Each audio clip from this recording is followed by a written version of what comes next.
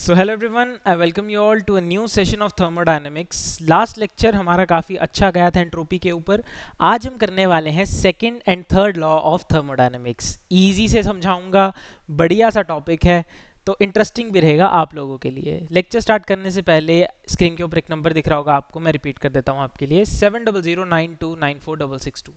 अगर आप हमसे ऑनलाइन पढ़ना चाहते हैं देन आप इस नंबर पर इंक्वायरी भेज सकते हैं। और अगर आप जलंधर या नियर बाय एरिया से बिलोंग करते हैं तो आप हमारा ऑफलाइन बैच भी ज्वाइन कर सकते हैं। तो बिना टाइम वेस्ट किए आज के इस लेक्चर को स्टार्ट करते हैं। चलिए भाई, तो सेकंड लॉ ऑफ थर्मोडायनेमिक्स के बारे में हम बात करने वाले हैं। भैया सेकंड लॉ हमें क्या कहता है? देखो थर्मोडायनेमिक्स का सेकंड लॉ जो है, क्योंकि अभी हम रिसेंटली एंट्रोपी पढ़ के हटे हैं तो मैंने आपको एंट्रोपी पहले इसीलिए पढ़ा दिया क्योंकि सेकंड लॉ ऑफ थर्मोडायनेमिक्स जो है वो एंट्रोपी से रिलेटेड है। ठीक है, वो किससे रिलेटेड है? एंट्रोपी से रिलेटेड है, मतलब सिस्टम की रैंडमनेस से रिलेटेड है। तो भाई ये लॉ क्या कहता है? सिंपल समझो कि किसी भी आइसोलेटेड सिस्टम में, ठीक है, किसी भी आइसोलेटेड सिस्टम में एंट्रोपी कभी भी डिक्रीज नहीं करती। ठीक है, किसी भी आइसोलेटेड सिस्टम में जो एंट्रोपी है वो कभी डिक्रीज नहीं करती। भैया आइसोलेटेड सिस्टम क्या होता है? मैंने आपको इस चैप्टर की स्टार्टिंग में कुछ सिस्टम समझाए थे, उसमें से एक मैंने आपको बताया था आइसोलेटेड सिस्टम। मान लीजिए एक ऐसा चैम्बर है जिसको मैंने हर तरफ से बंद करके रखा हुआ है। उस चैम्बर में एनर्जी और मास ये दोनों का ही ट्रैवल करना इम्पॉसिबल है। मतलब अगर मैं कहूं कि एनर्जी या मास सिस्टम से सराउंडिंग में, सिस्टम से बाहर जा सकें तो वो भी पॉसिबल नहीं है। बाहर से सिस्टम में आ सकें एनर्जी एंड मास तो वो भी पॉसिबल नहीं है।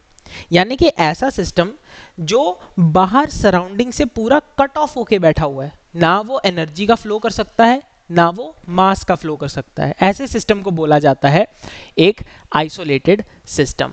भाई ऐसे आइसोलेटेड सिस्टम्स में जो आपका एंट्रोपी होता है वो कभी डिक्रीज नहीं होता। ये कौन कहता है? ये कहता है आपका सेकंड लॉ ऑफ थर्मोडायनेमिक्स। ठीक है, तो स्टेटमेंट पढ़ते हैं। Second law of thermodynamics states that the entropy of an isolated system never decreases over time. वो कभी टाइम के साथ साथ उसका एंट्रोपी डिक्रीज नहीं करता।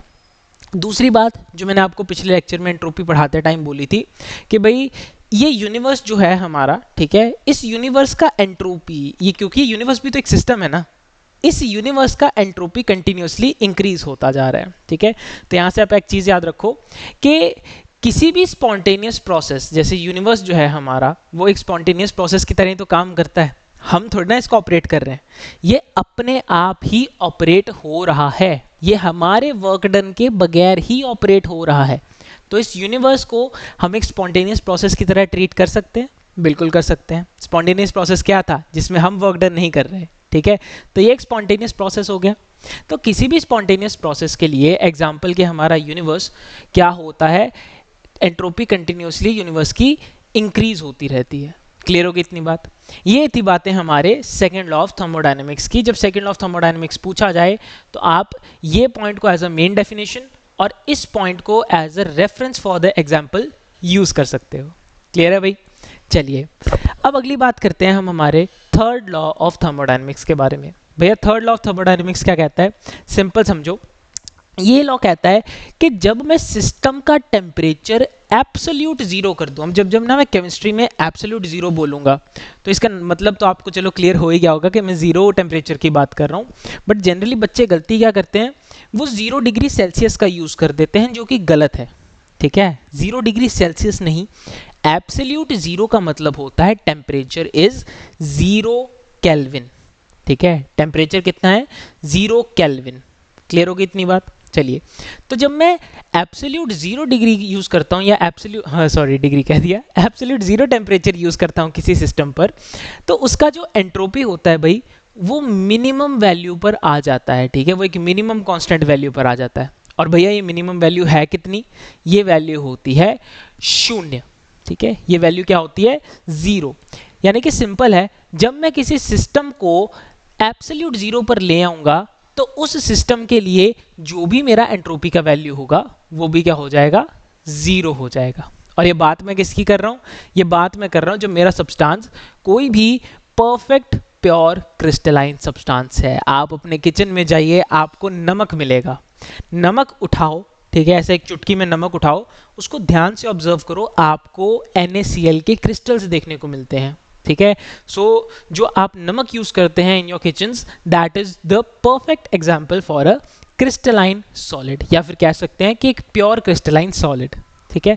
तो भाई सिंपल है कि किसी भी प्योर क्रिस्टलाइन सॉलिड के लिए जब सिस्टम का टेम्परेचर बिल्कुल 0 केल्विन कर दिया जाए, यानी एब्सोल्यूट 0 टेम्परेचर दे दिया जाए उसे, एक प्योर क्रिस्टलाइन सॉलिड को, तो उस केस में उसका एंट्रोपी 0 हो जाता है। तो स्टेटमेंट पढ़ते हैं, बहुत आसान है कि as a system approaches absolute 0 temperature, that is 0 kelvin, it's entropy approaches a minimum constant value, और वो वैल्यू कितनी है, विच इज 0, ठीक है, 0 पे वैल्यू पहुंच गया एंट्रोपी की, for a perfect pure crystalline substance.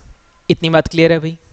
Next lecture में आपसे मुलाकात होगी गिब्स फ्री एनर्जी के साथ, और कल हमारा ये चैप्टर खत्म हो जाएगा। चलिए मिलते हैं आपसे।